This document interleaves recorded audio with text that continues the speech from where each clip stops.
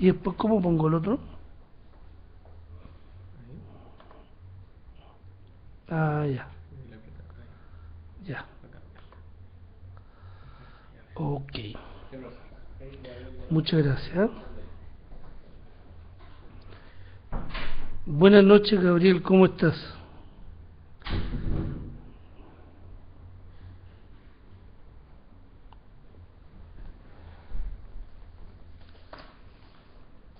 Buenas noches, estimados alumnos. Nos corresponde hoy día ver dos módulos.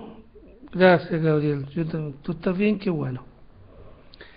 Nos corresponde ver dos módulos, que son los módulos de acto jurídico y los módulos de responsabilidad. Vamos a hacer una pequeña de aquí a las 9:30 máximo y vamos a tocar los dos módulos y vamos a dejar después un tiempo para responder las preguntas. ¿Estamos?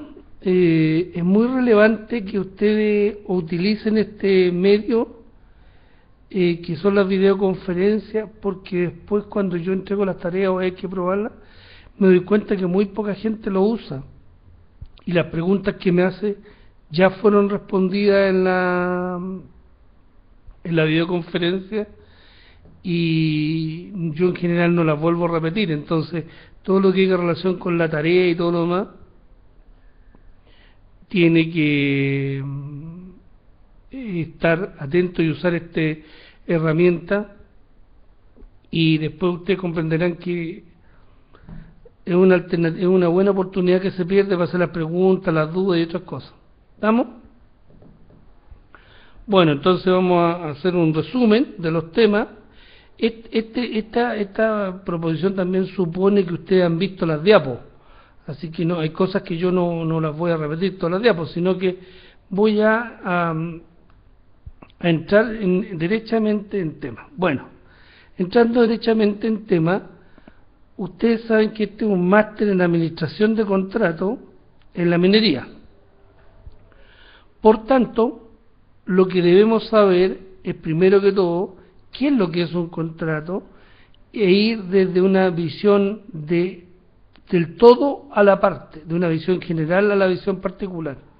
Y para eso necesitamos nosotros tener muy en claro qué es un contrato, pero debemos ir más atrás, tenemos que tener claro qué es un acto jurídico. Un acto jurídico no es más que una declaración de voluntad de una o más partes dirigida a un fin práctico, reconocido y protegido por el derecho objetivo. Es una definición más o menos tradicional que sea. Entonces, es una declaración de dos o más partes dirigida a un fin práctico, reconocido y protegido por el derecho objetivo. Ahora, otra definición puede ser que la declaración o declaraciones de voluntad de uno o más sujetos, dentro de los límites señalados a la autonomía de la voluntad, que se regulan por sí mismos en forma vinculante y perceptiva de sus propios intereses jurídicos. ¿Ya? Eso es una declaración de una o más partes, que dentro de los límites señalados por la autonomía y la voluntad, después vamos a ver, la autonomía y la voluntad es ese escenario, ese rayado de cancha, por decirlo así, que nos otorga la ley, para poder nosotros, desde el punto de vista del derecho privado, poder gestionar nuestros propios instrumentos jurídicos, y que se regulan por sí mismos en forma vinculante y preceptiva y en función de sus propios intereses jurídicos. Y llámase parte a la persona o personas que constituyen un solo centro de interés. ¿Estamos? Ok. Entonces, vimos lo que es un acto jurídico.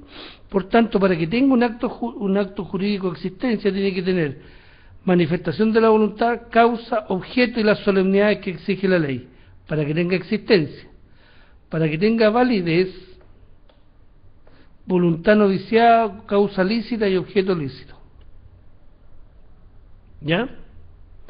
¿Qué significa esto? Que si un acto jurídico adolece o no tiene causa, no tiene objeto, no se han cumplido las solemnidades que establece la ley, o la voluntad no se ha expresado, no hay un acto jurídico.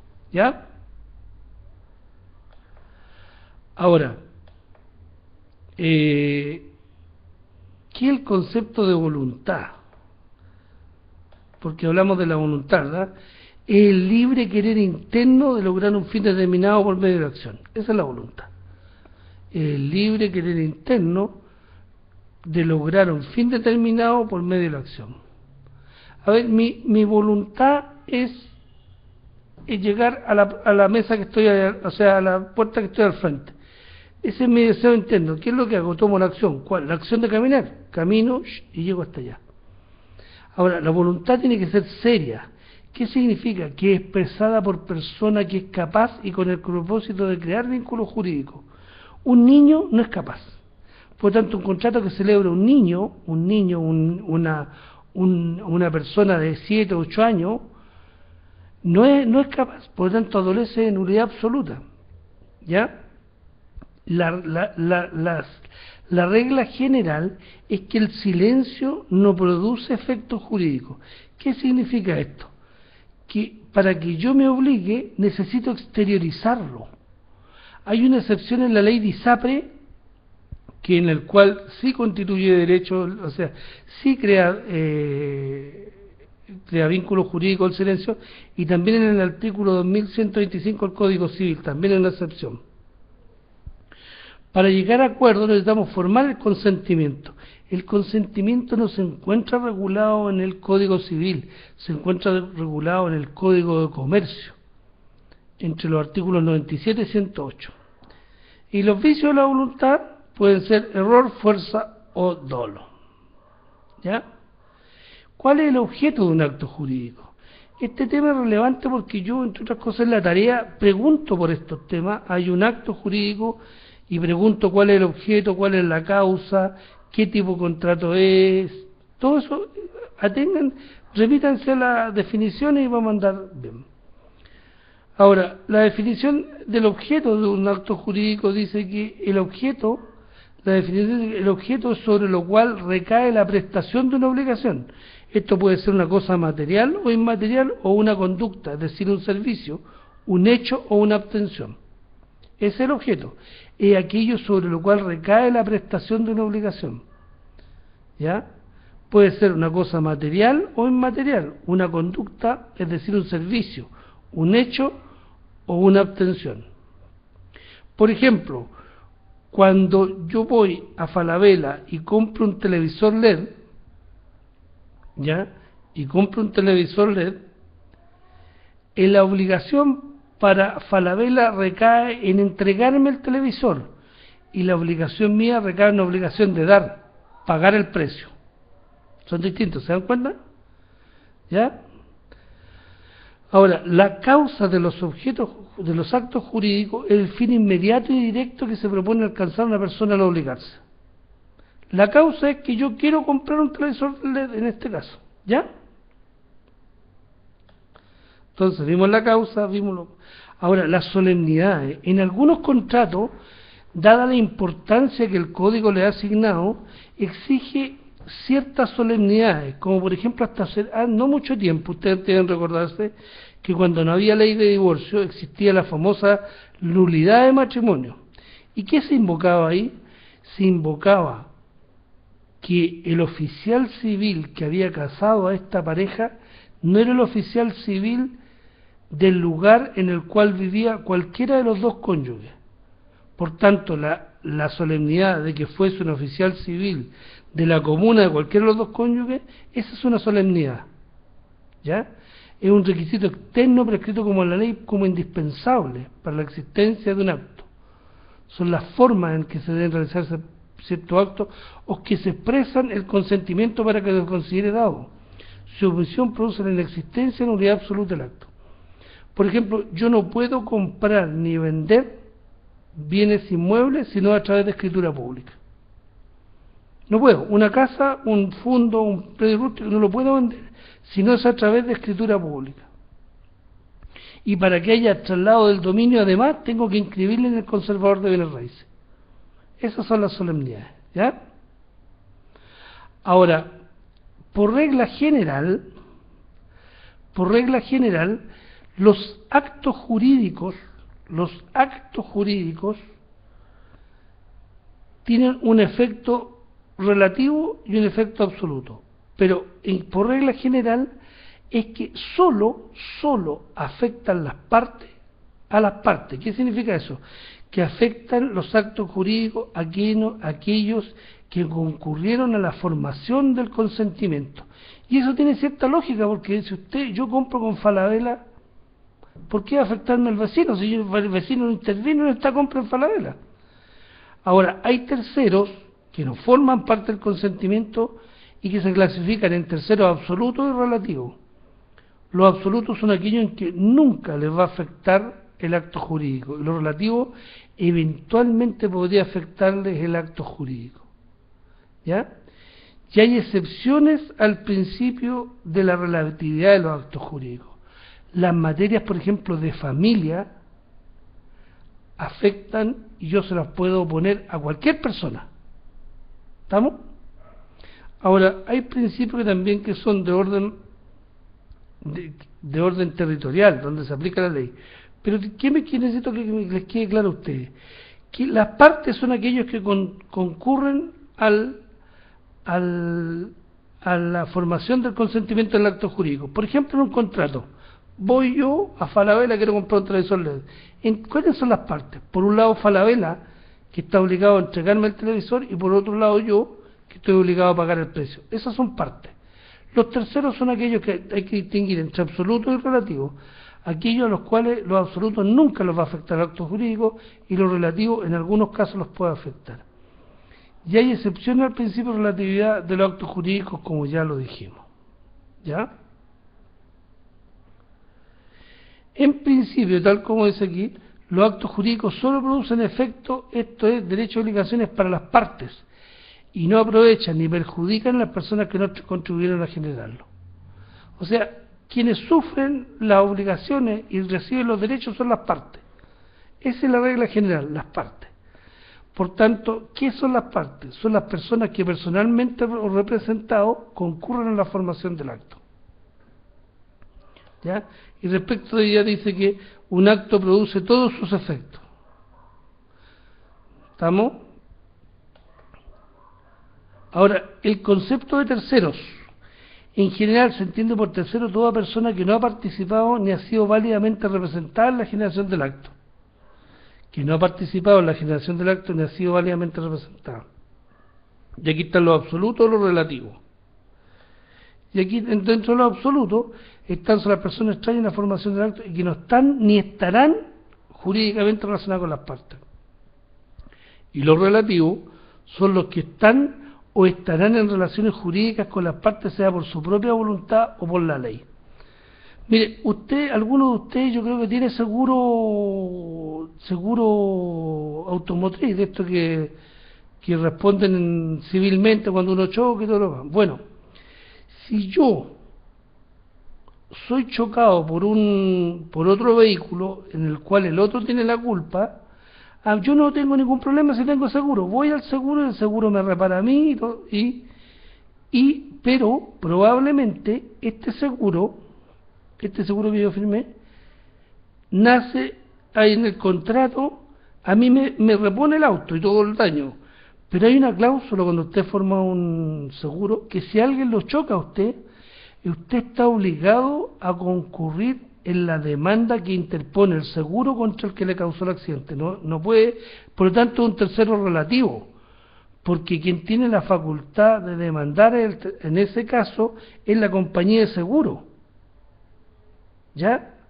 El seguro demanda a esta persona, pero usted no es que está demandando, pero no importa, es un tercero relativo. Como usted recibió el choque y la empresa de seguro le pagó a usted está obligado a concurrir.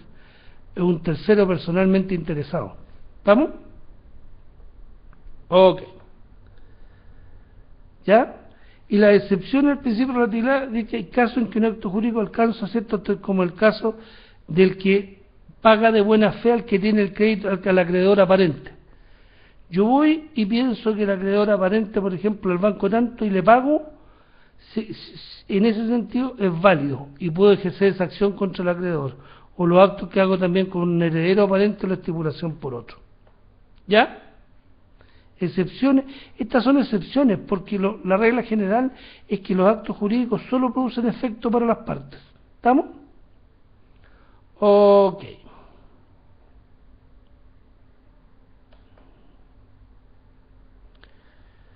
Bueno, vamos a pasar ahora a la responsabilidad, su elemento y su clasificación. Vimos lo que son los actos jurídicos. Un contrato es un acto jurídico, pero un acto jurídico es un acuerdo de voluntades mediante la cual se crea, se extinguen o modifican derechos u obligaciones. Por lo tanto, vamos de nuevo para acá. Todo contrato es un acto jurídico, pero no todo acto jurídico es un contrato. O sea, entre un acto jurídico y un contrato hay una relación de parte a todo. Todo es el acto jurídico. Todo contrato es un acto jurídico, pero no todo acto jurídico es un contrato. ¿Estamos? Ténganlo muy presente porque eso es parte de la tarea que yo voy a preguntar y que se lo vuelvo a aplicar. Entre el acto jurídico y el contrato existe una relación de general a particular. El acto jurídico es lo general, el contrato es lo particular.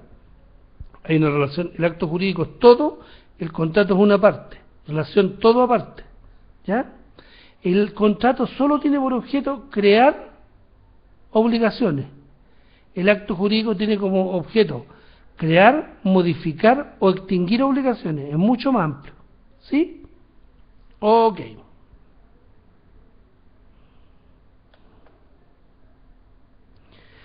Ya. Previo a entrar a la ¿cómo se llama? A la responsabilidad civil,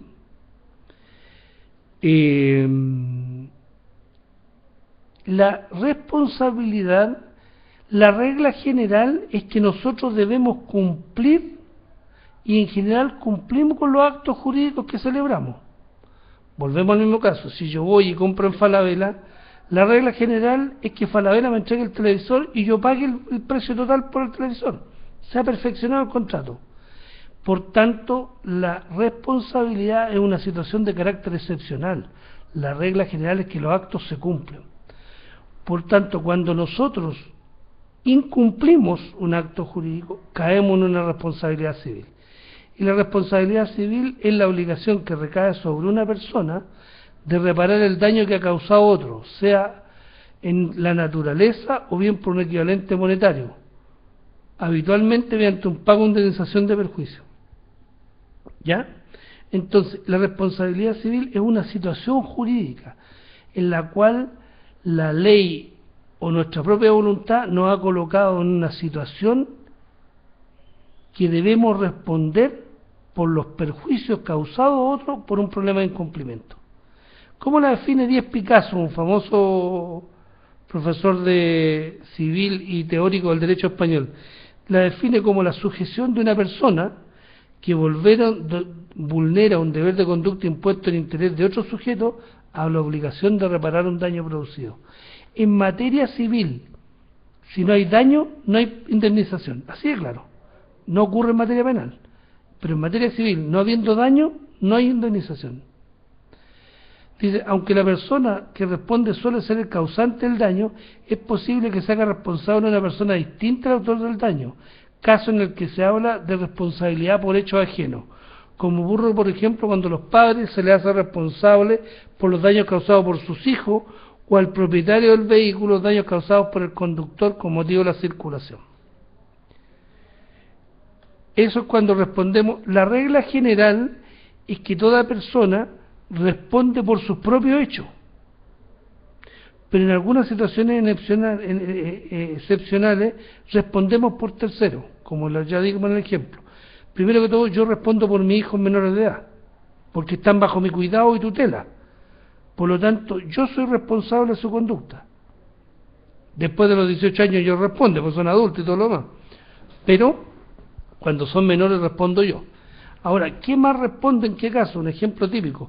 Yo soy dueño de un auto, se lo presto a un cuñado choca. El que es responsable es el propietario y en rigor el que está inscrito en el registro de vehículos motorizados que lleva el registro civil. En rigor es eso. Lo primero que hace uno como abogado, pide un certificado y demanda al propietario porque hay una presunción de dominio ahí.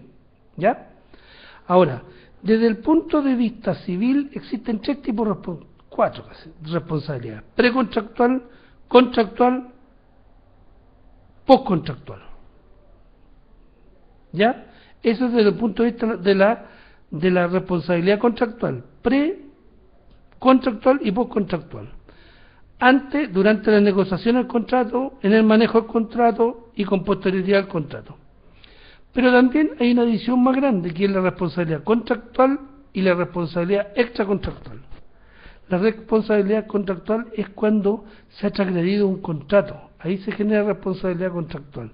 La extracontractual es cuando se ha causado un ilícito civil. ¿Ya?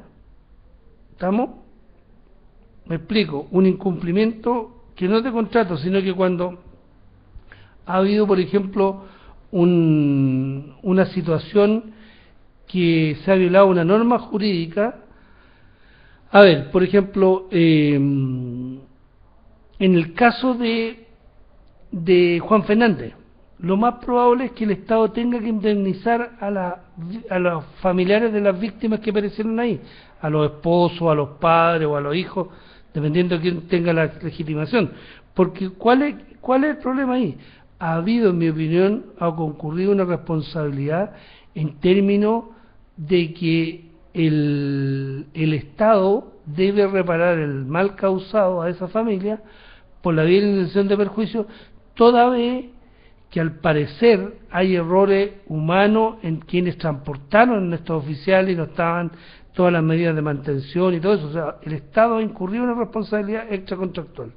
Está asociado a incumplimientos que no tienen una relación directa. ¿Ya?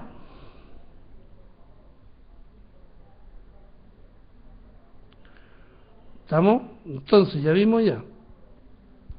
En materia civil vimos que hay dos grandes divisiones: civil, o sea, responsabilidad civil y responsabilidad contractual y extracontractual. La contractual es cuando se deriva el incumplimiento del contrato, la extracontractual es cuando ocurre un ilícito civil, ya sea un delito o cuasi delito civil, que no tiene una situación. Las obligaciones se clasifican como obligaciones de medio o resultado. Las de medio, y esto tiene gran importancia para la responsabilidad civil intracontractual. ¿Ya?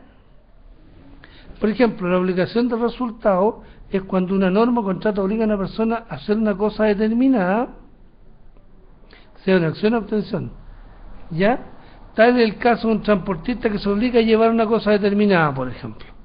Esa es una obligación de medio. Si el tipo no la lleva, incumple nomás. Pues la ley solo debe probar que el resultado no ha sido alcanzado, o sea, es de medio.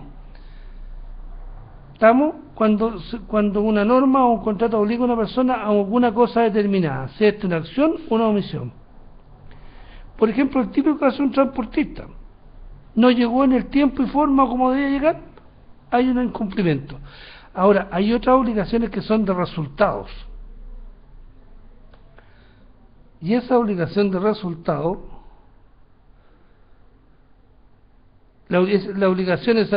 vimos las obligaciones de resultado y de medio. Los resultados cuando se infringe una norma o un contrato que obligan a una persona a una cosa determinada o una obtención, a una acción o obtención determinada. Por ejemplo, trasladar una cosa de un lugar a otro. No llegó fuera de plazo, llegó dañado, hay una obligación de resultado. La otra es una obligación de medios. Y aquí el caso que una norma o contrato solo obliga al director a actuar con prudencia y diligencia. Las obligaciones de medios. Por ejemplo, una obligación de médico es la que tiene el médico cuando usted lo va a operar.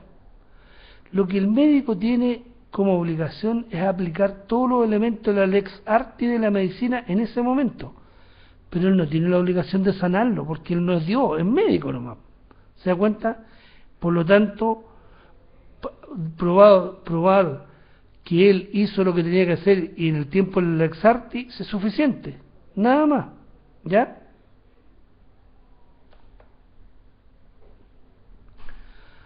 Ahora, ¿cuándo hay responsabilidad contractual? ¿Qué es la responsabilidad extracontractual? Es aquella que existe cuando una persona causa, ya sea por sí mismo o por medio de otra de la que responde, como por ejemplo en este caso que decíamos, los pilotos responden de la Fuerza Aérea, la Fuerza Aérea es una institución armada que depende del parte del Estado, ¿ya? Entonces, aquella que existe cuando una persona causa, ya sea por sí misma, por medio de otra de la que responde, por una cosa o por una cosa de su propiedad o de que se sirve, un daño a otra persona, respecto a la cual no está ligada por un vínculo obligatorio anterior relacionado con el daño producido. ¿Ya?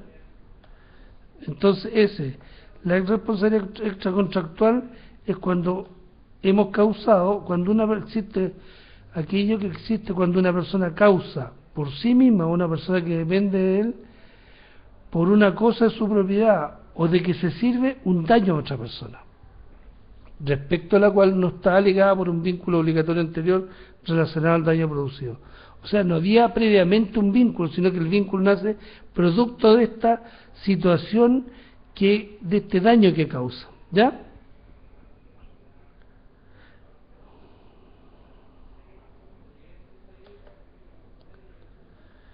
Otro supuesto que la responsabilidad ¿estamos?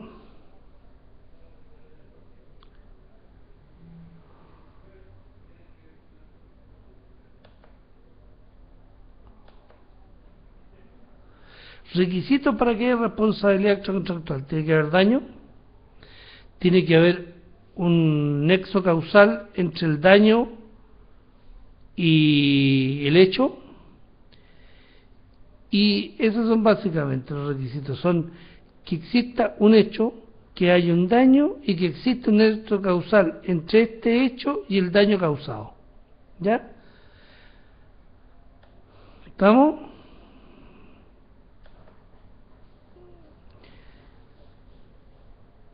Ahora, el daño tiene que ser una agresión ilegítima a los derechos propios de la persona. El daño indemnizable tiene que ser cierto.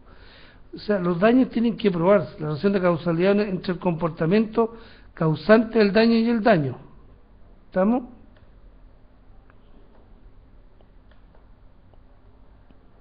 Criterios de atribución de responsabilidad extracontractual.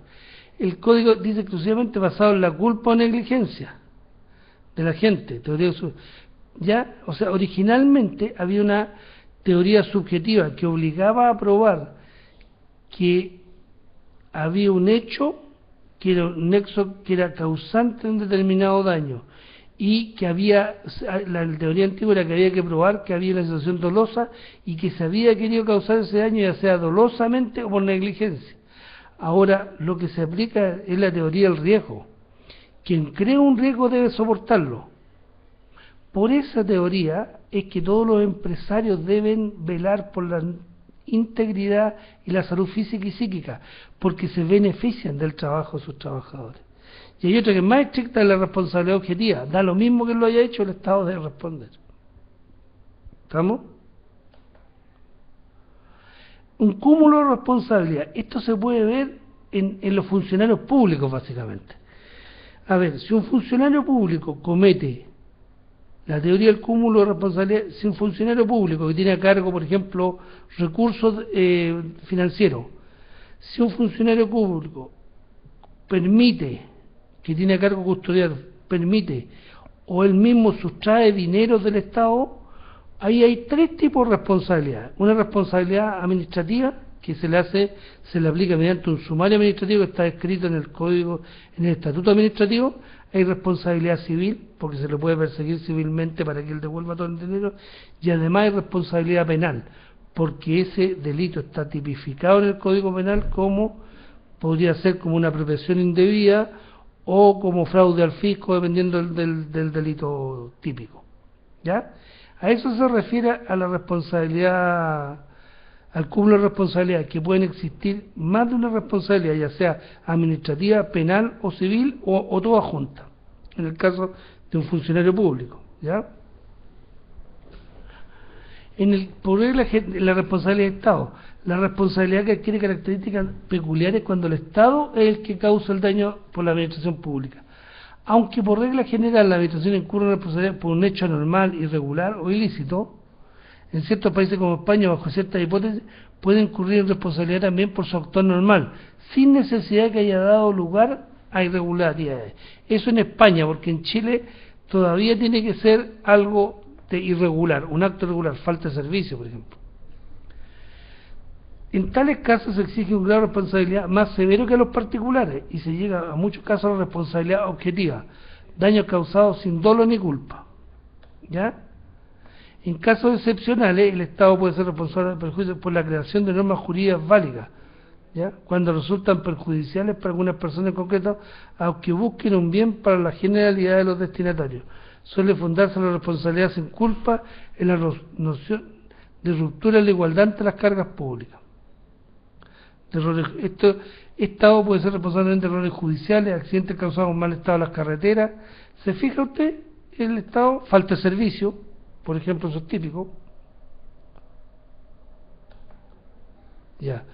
El objetivo de la responsabilidad civil. El principal objetivo es procurar la reparación del daño, que consiste de la reparación del daño que se ha producido, que consiste en restablecer el equilibrio que se tiene en el patrimonio del que sufre el daño hasta antes de que se le haya causado el hecho. ¿Ya? Y por último, la responsabilidad civil, penal y moral. ¿Ya?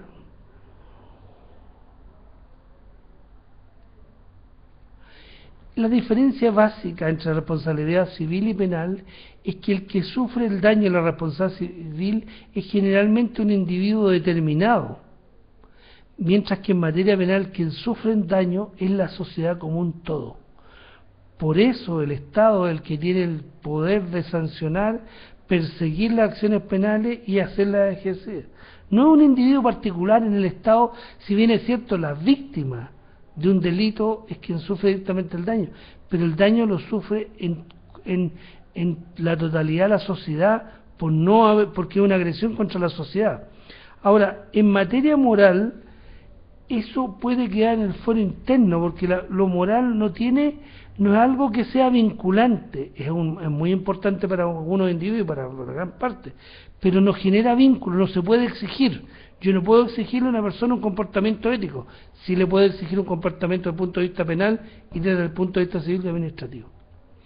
Bueno, dicho lo anterior, caballero, cierro mi exposición y quedo a la espera de preguntas. Don Gabriel Navarro Román, ¿tiene algunas preguntas que hacer?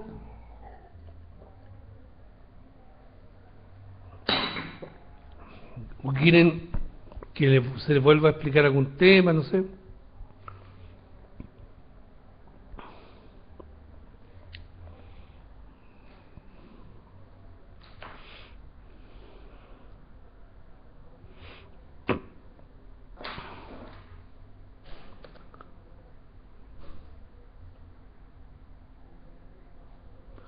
No lo tengo claro. Pide a soporte que si te puede conversar conmigo. Yo no tengo problema. ¿Ya? Pero pide a la gente de soporte que te deje conversar conmigo. Yo no tengo problema. Ellos solo quedan los permisos.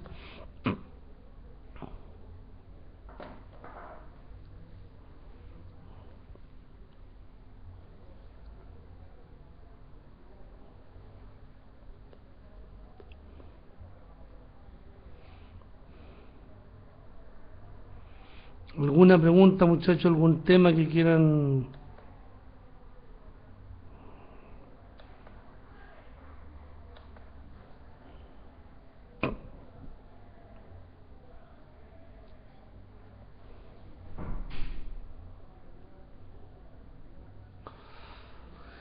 Ya.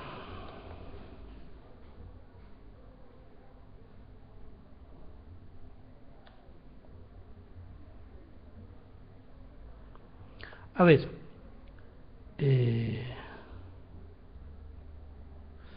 Gracias, Román. Román, Gabriel Navarro pregunta, ¿cuál es la diferencia entre una convención y un contrato? La diferencia entre una convención y un contrato, como lo expliqué, es que la convención es un acto jurídico que es la convención es un acto jurídico que tiene como objetivo crear, modificar o extinguir derechos. ¿Ya? Y el contrato solo crea derechos u obligaciones. Por tanto, es mucho más amplio el acto jurídico. Un acto jurídico, por ejemplo, es el testamento, porque modifica derechos, por ejemplo. Es un acto jurídico unilateral, pero el contrato solo crea obligaciones y derechos. Y la convención puede crear, modificar o extinguir. ¿Ya? En el derecho, ¿te queda claro, Gabriel? Por eso es una relación de parte a todo. Todo contrato es convención, porque el contrato genera derechos u obligaciones, pero la convención crea, modifica o extingue. Estas tres cosas. El contrato solo genera obligaciones o crea derechos, depende cómo lo mire. ¿Está claro, Gabriel? ¿Ya? Entonces es mucho más amplio el concepto de convención. Por ejemplo, el pago extingue obligaciones. Cuando yo pago, si yo, por ejemplo, voy a un restaurante y el mozo me dice a mí, le digo yo, señor, me trae la cuenta, y me trae la cuenta, son 40.000 pesos, por ejemplo, y yo pago, al pagar he extinguido la obligación que tenía. Por lo tanto, esa obligación de pagar se ha extinguido. Cosa que el contrato no extingue obligaciones, crea obligaciones para ambas partes. Vamos a ver, y bueno, de hecho ustedes lo van a ver, en los contratos hay obligaciones recíprocas, que visto desde de otra perspectiva, como se lo expliqué arriba en la definición en el primer módulo, se lo expliqué, depende para una obligación. Por ejemplo, para mí, si volvemos al mismo caso del televisor, si yo fui y compré un televisor, para mí es una obligación pagar el precio del televisor a Falabella, por ejemplo, pero Falabella tiene un derecho sobre mí, tiene el derecho que yo le pague el precio del televisor, y puede ejercer su derecho, obligarme a mí compulsivamente, o sea, significa forzadamente a cumplir el pago del precio. ¿Te das cuenta? Entonces, volvemos a lo mismo, contrato y convención. La convención crea, modifica o extingue derechos. El contrato solo crea derechos u obligaciones. ¿Ya? Entonces, cuando vean la tarea, tienen que recurrir a esa definición. Ahora, el Código Civil hace sinónimo contrato y convención, pero nosotros doctrinariamente sabemos que no son lo mismo. ¿Estamos? Por lo tanto, lo que yo les pido es que la tarea me digan, mire, ¿es contrato o es convención? ¿Y por qué es contrato y por qué es convención? ¿Ok? Román dice que me gustaría saber respecto a lo ético, lo moral. Mira, ¿qué te puedo decir? Te puedo decir que el derecho es un sistema de normas heteronomas, que significan. ¿Qué significa eso? Que viene impuesto desde fuera. Da lo mismo la posición política, religiosa, económica, cultural que yo tenga respecto de una serie de instituciones, pero cuando yo me subo a mi auto y manejo, si paso cierto nivel de velocidad, se me aplica la norma, no depende de mí. Eso no depende de mí, por eso el derecho es eficiente. No queda a mi entera disposición que yo lo quiera cumplir o no. lo debo cumplir. Ahora, eso lo puedo reforzar desde el punto de vista ético y moral si yo creo que aparte de que la conducta de todo individuo debe cumplir las leyes que el grupo, que la sociedad se ha dado, además yo podría decir, mire, el conducir a menor velocidad significa que yo me puedo ver inmiscuido en menos accidentes, puedo causar menos daño, hay un mayor respeto de mi persona hacia la persona de los otros ciudadanos que viven conmigo. Esa es la visión ético-moral, que puede estar o no, pero no da lo mismo desde el punto de vista individual, pero desde el punto de vista de la sociedad hay un límite de velocidad, yo esté de acuerdo o no esté de acuerdo, se me aplica. A eso se refiere. ¿Alguna otra consulta, muchachos? Háganlas todas, nomás las que quieran, y que yo pueda responderlas, por supuesto.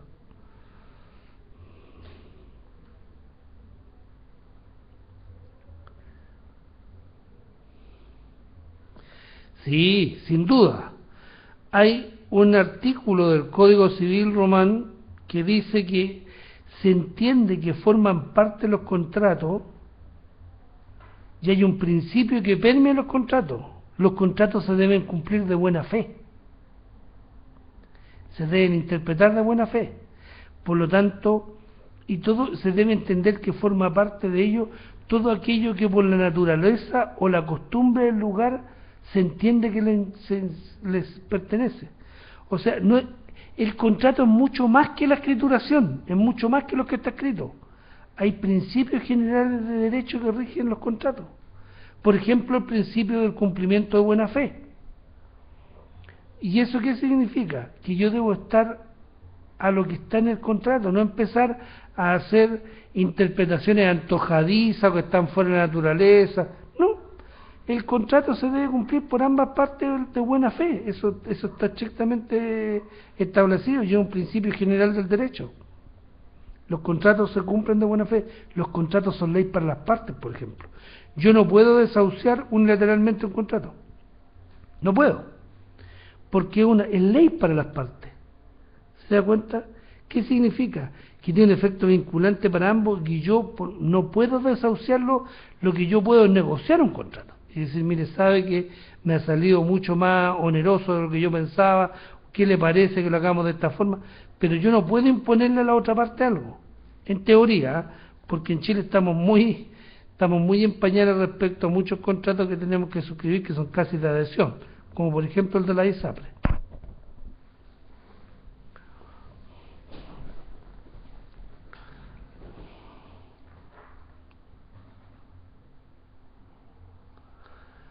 Solo con las tareas. Gabriel, solo las tareas vamos a hablar.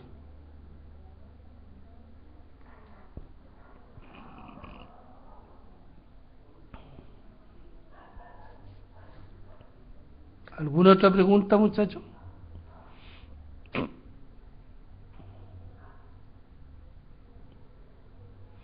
Bueno, para la tarea, cuando los contratos no se cumplen, bueno, depende. Mira, lo que yo sé que se está usando mucho es que tú en el mismo contrato puedes establecer a qué autoridad vas a recurrir si hay un incumplimiento de las partes. Y en general, yo he visto muchos contratos ahora que ponen el centro de arbitraje de la Cámara de Comercio de Santiago. Ahora, tú siempre puedes concurrir a los tribunales cuando alguien ha incumplido un contrato, siempre, con una demanda de incumplimiento de contrato, que se llama. Y tienes que solicitar indemnizar de perjuicio y todo lo demás. Pero en algunos contratos que yo he visto, las partes se obligan a concurrir al centro de arbitraje de la Cámara de Comercio, y en otros contratos internacionales que yo he visto se obligan a ir a la Cámara, a un centro de arbitraje que está en Miami, no sé cómo se llama. Pero tú podrías sustraerlo y decir que, o podrías nombrar un arbitrador, que sea un abogado que diga, mire, en el caso de incumplir vamos a concurrir al abogado tanto, al juez árbitro tanto y todo lo demás. Pero tú siempre puedes concurrir a los tribunales de justicia. Eso no está vedado. ¿Alguna otra pregunta, muchachos?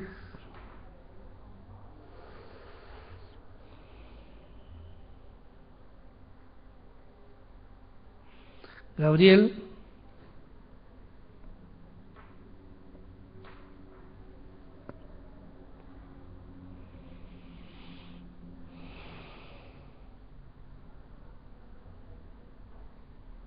¿Alguna pregunta, estimados? Ok. ¿Y a Gabriel le quedó claro? Ya. Estimado, una consulta. ¿Ustedes ven a los otros participantes los conocen a los otros participantes del, del diplomado? Yo no. ¿Y tú, Román?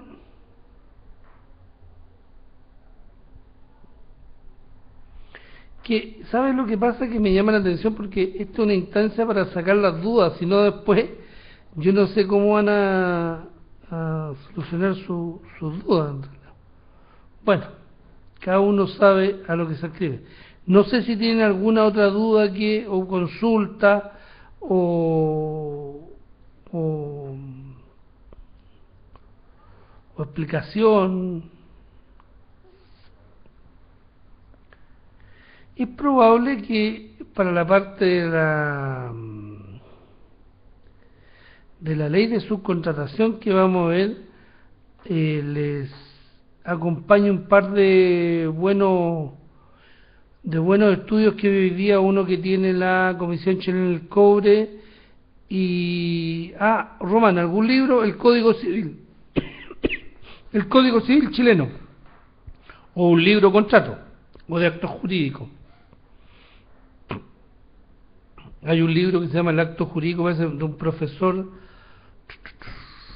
Vial, parece, de un profesor de la Católica del Paraíso, muy bueno, que yo estudié en mi tiempo, acto jurídico, muy interesante, de administración y si te interesa.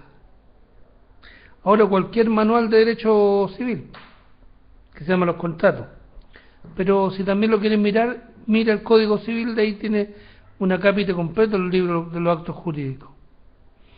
Y ahí puedes ver lo que necesitas. Para la tarea, si tú te fijas, hay varios artículos citados en la diapo y ahí lo puedes ver. ¿Ya? Entonces, ¿alguna otra consulta, muchachos?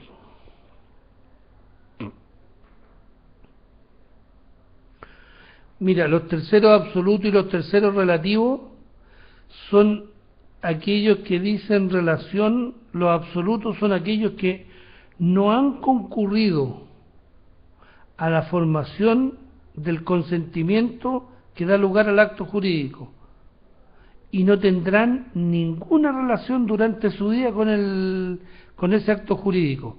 Los relativos no, porque los relativos no han concurrido tampoco a la relación, a la formación del consentimiento, pero eventualmente se podrían ver afectados por el acto jurídico que forma parte. No sé si te queda claro. En ningún momento, a ver, espérate, para que lo tengamos súper claro.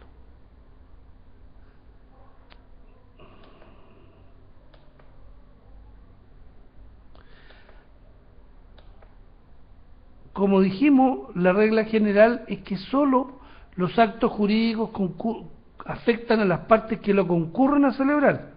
¿Estamos? Pero hay actos jurídicos que te afectan aunque tú no concurras. Entonces los terceros absolutos son personas extrañas en la formación del acto, que no están ni estarán en relaciones jurídicas. Como por ejemplo, a ver,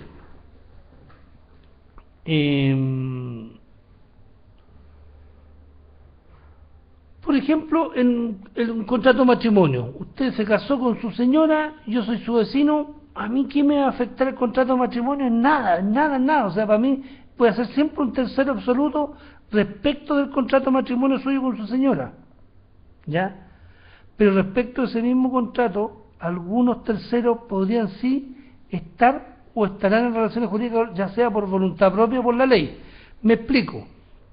Yo soy hijo. Yo no concurrí a la formación del consentimiento cuando usted se casó con su señora. Hay un acuerdo de voluntades, hay un contrato que se llama matrimonio, pero yo no concurrí, pero en algún momento yo me voy a ver afectado por ser hijo. Cuando fallezca cualquiera de los dos que son parte del matrimonio, se formará una comunidad hereditaria y yo pasaré a ser heredero. Entonces, ese es un tercero relativo, no concurrió a la formación del consentimiento en el matrimonio ni nada, pero se va a ver afectado porque sencillamente cuando uno de los dos cónyuges fallezca, él por tener la calidad de hijo va a pasar a ser igual que el cónyuge sobreviviente, un heredero, y se va a establecer una relación jurídica con las partes. ¿Por qué? Eso no tiene que ver con la voluntad propia, tiene que ver, pues así lo establece la ley. ¿Te quedó claro, Gabriel, la diferencia entre un tercero absoluto y un tercero relativo? Qué bueno, mejor que mejor. Oye, muchachos, les puedo hacer una pregunta. Gabriel Navarro, ¿tú dónde trabajas? ¿Y qué haces tú? ¿Qué cargo tienes, Gabriel? Trabajas en Caserones. ¿Y en el proyecto trabajas en la mina? ¿O estás trabajando en Santiago para el proyecto Caserones?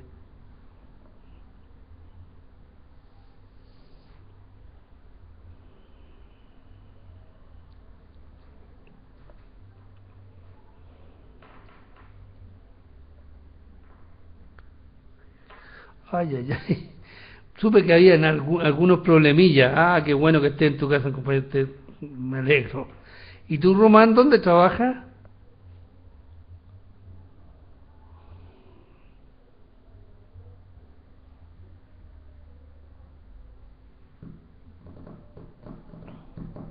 Román, ¿dónde trabajas tú?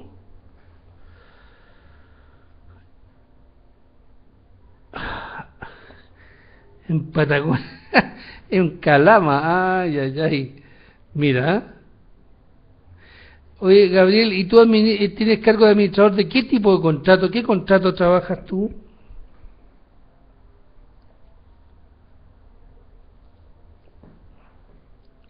Ah, bueno, a ti te va a servir el curso mucho y esto te va a servir mucho el tema de los contratos de servicio. Muy interesante el tema.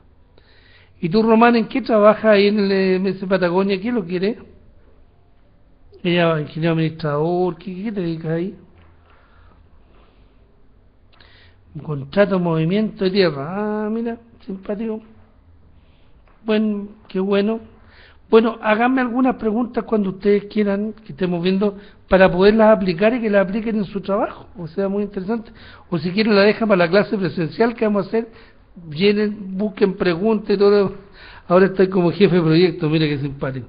¿Con sede en Calama? ¿Toman con sede en Calama el cargo de jefe de proyecto? Ah, mira. Hace poco estuve en Calama dictando un curso para unos expertos en seguridad, hace como unos meses más o menos. Ha crecido tremendamente esa ciudad. Impresionante. Muchachos, ¿alguna duda? ¿Alguna otra consulta? Aprovechen ahora. La próxima clase, no sé si alguien me puede decir qué fecha tiene la tarea que yo mandé de que la tarea que hice relación con acto jurídico, ¿qué fecha tiene? El 5 de diciembre. La próxima clase, tengo entendido que es, si alguien me puede ayudar, es 5 de diciembre. Sí, es 5 de diciembre. Bueno, ahí vamos a explicar. Pero lo que yo les quiero decir es que remítanse a hacer la tarea, no. Entonces ahí vamos a poder sacar y por lo menos dedicar una parte importante a la tarea y en qué consiste. Pero la tarea se puede hacer revisando las diapos y las definiciones que están ahí. No se compliquen, yo no quiero que entren a un tratado de acto jurídico, nada. Me interesa que tengan una noción sustantiva de los hechos, pero nada más. ¿Ah? Así es que traten de sacar el máximo. Está todo ahí, ¿ah? Yo saqué la tarea, es un contrato que es real, un contrato que yo estaba a cargo como abogado, así que está clarísimo lo que hay que hacer ahí. Usando las propias definiciones, ustedes pueden saber. Invoque las definiciones y todo lo demás. ¿Les parece? Bueno, muchachos, no habiendo más consulta, falta el archivo sobre la responsabilidad de elementos. Pero yo lo tengo, está, yo lo acabo de ver y está. El archivo está. Está todo están todas las... Son 15 diapos. Está todo eso.